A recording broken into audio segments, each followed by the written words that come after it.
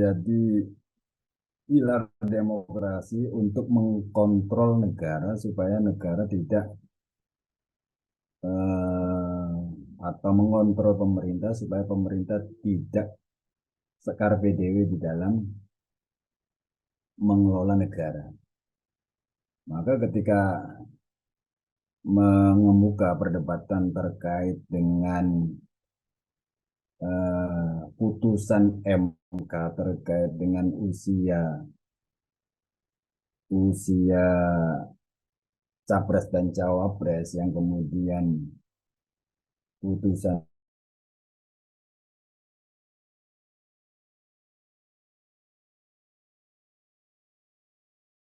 kira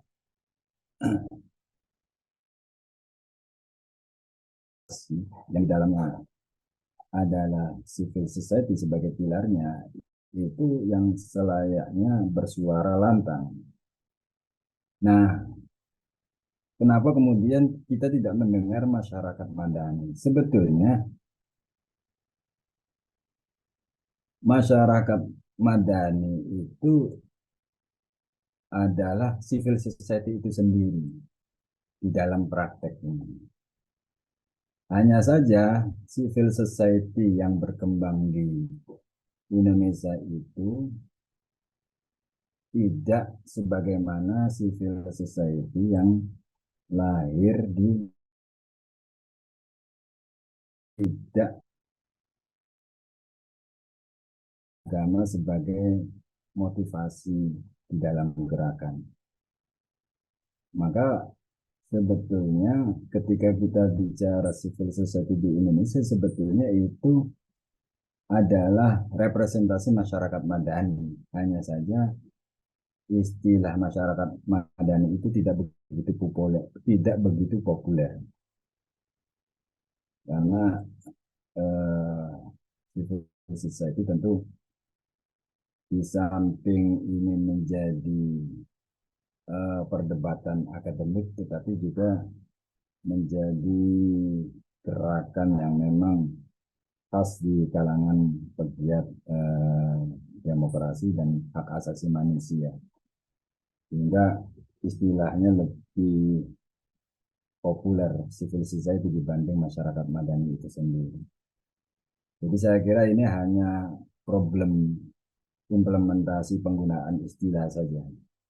Karena pada dasarnya civil society yang berkembang di Indonesia itu sudah civil society plus. Karena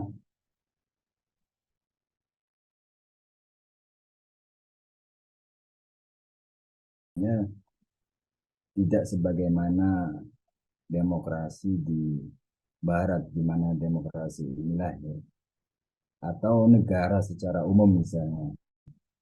Di Indonesia ini tidak bisa juga kita sebut sebagai negara sekuler sebagaimana di Barat yang memang menyingkirkan agama di dalam urusan negara.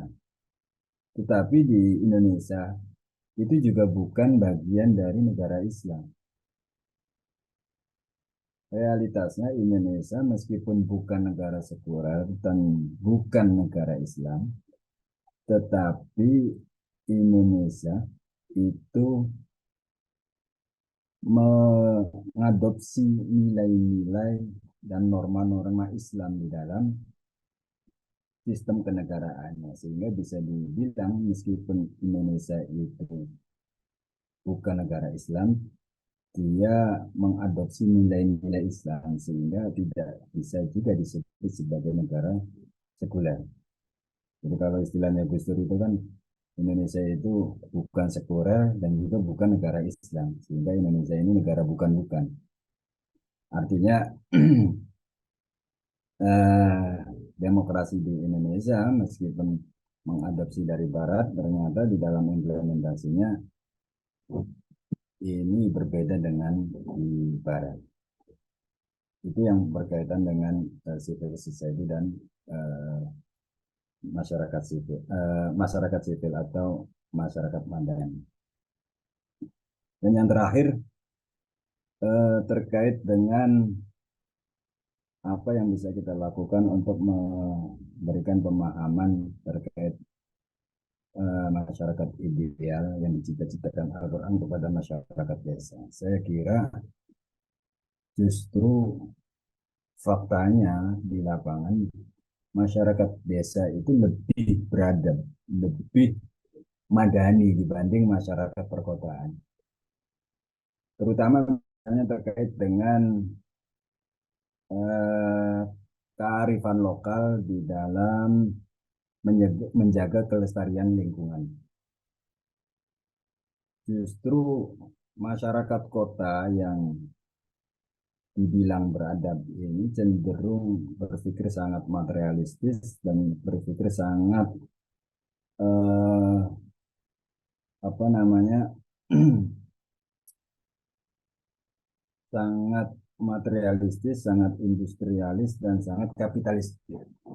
Yang dipikirkan adalah bagaimana mendapatkan keuntungan sebanyak-banyaknya tanpa mempertimbangkan kelestarian lingkungan yang itu berkaitan dengan kelangsungan kehidupan manusia di masa yang akan datang.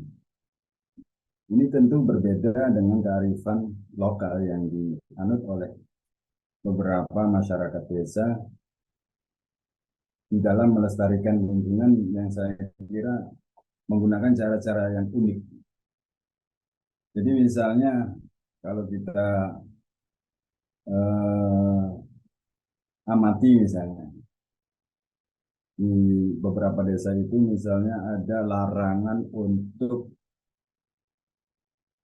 menebang pohon karena pohon itu ada penunggunya.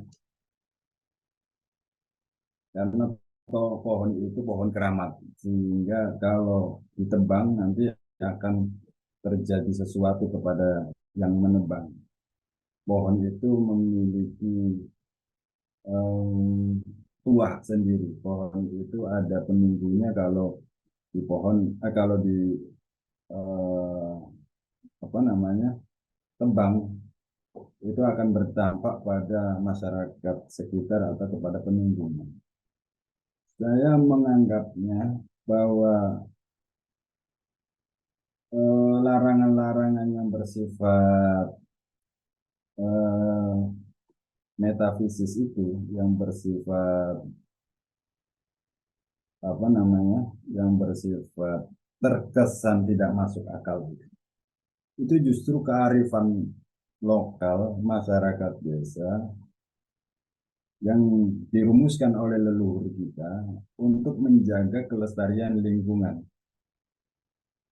yang itu juga bagian dari norma-norma masyarakat beradab, yakni menjaga kelestarian lingkungan untuk menjamin kelangsungan kehidupan manusia yang akan datang.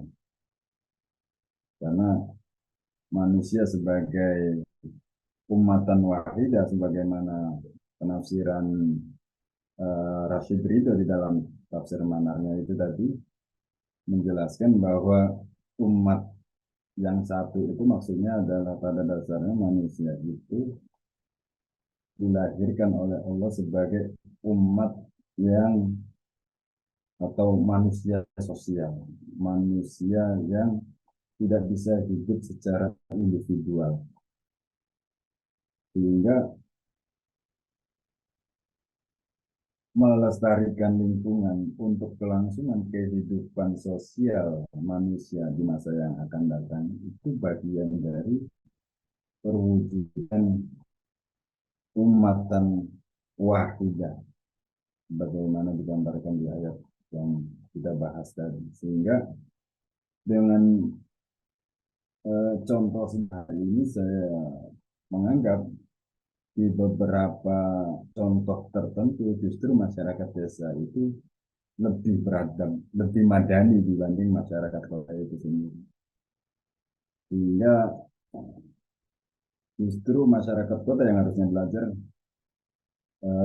kepada masyarakat desa atau masyarakat kampung bahwa ada stereotip masyarakat Indonesia, masyarakat kampung atau masyarakat desa itu tertinggal masyarakat desa itu miskin, itu persepsinya muncul karena kita membatasi diri bahwa kemajuan peradaban, kemajuan sebuah masyarakat madani itu hanya diukur dari capaian-capaian materialistik, capaian-capaian yang sifatnya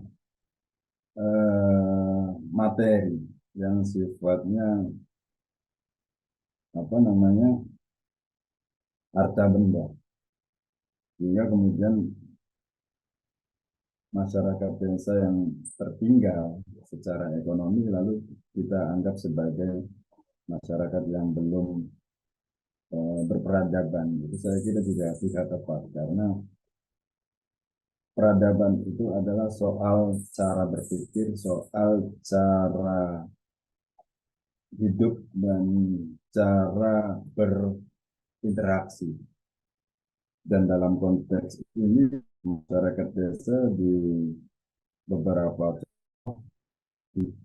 beradab dibanding masyarakat kota. Saya kira itu gambaran yang bisa saya sampaikan. Baik, alhamdulillah. Baik, Ustaz, kebetulan kita sudah di sesi akhir dan kebetulan waktu sudah menunjukkan setengah 10, sudah termasuk larut malam juga. Baik, dari teman-teman, alhamdulillah, untuk pada hari ini sesi kedua tentang Al-Quran dan prinsip-prinsip masyarakat madani yang telah dipaparkan oleh Pak Abdul Rauf, yang luar biasa, bagus sekali. Nah, ini seharusnya menjadi apa namanya ya, sentuhan dalam kalbu kita, bagaimana kita dalam kehidupan bernegara, khususnya kita sebagai anak bangsa dan masyarakat di negara kita ini, yang tentunya ingin memiliki cita-cita menjadi negara yang besar, itu tidaklah bisa lahir dengan sendirinya, tetapi juga harus tumbuh dari kesadaran kita semuanya. Ya, dengan cara kita umat Islam itu tentu harus menumbuhkan hanya nilai-nilai agama yang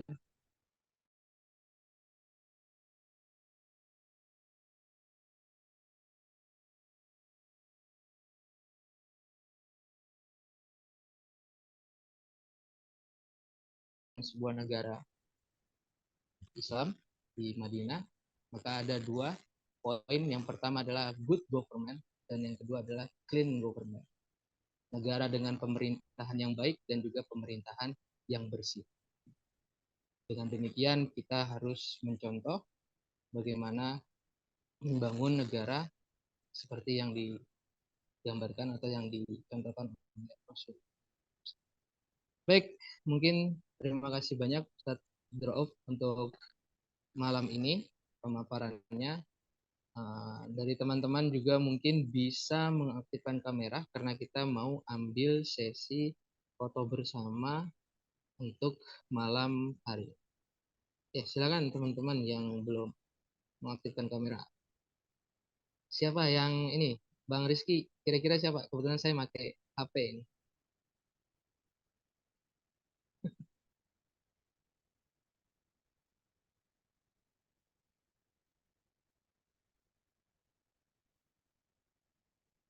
Oke. Kira-kira siapa yang bisa meng-SS screenshot? Oke, izin masuk ya, moderator. Ya, ya. Saya SS 1, 2, 3.